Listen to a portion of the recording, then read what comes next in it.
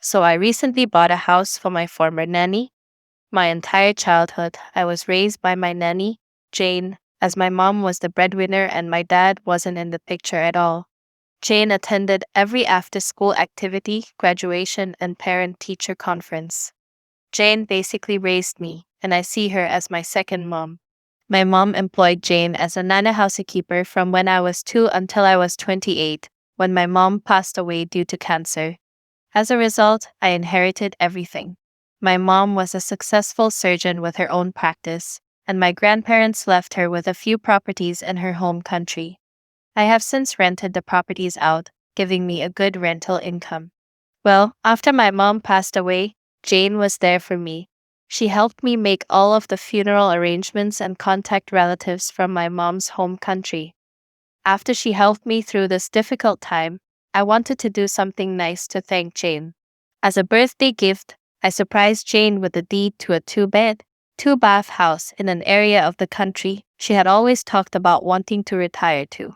Jane tried to decline the gift, saying it was too much, but I told her she was like a second mother to me and that this was the least I could do for her as thanks for raising me.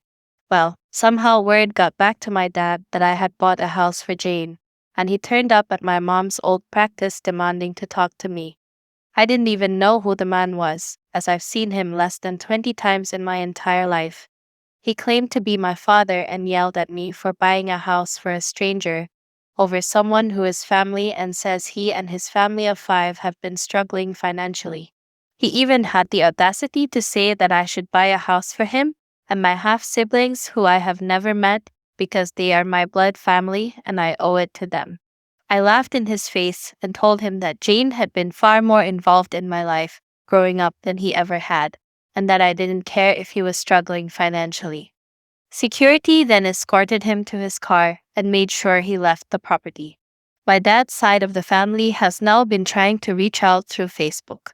Complete strangers who I've never met say I'm an asshole and that my mom never let him be part of my life.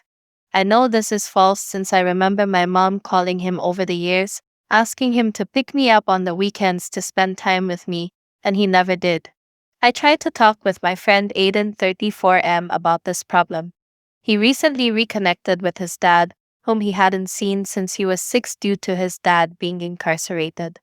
Aiden told me that my dad probably had a good reason for abandoning me, and that I'm the because some people don't even have dads.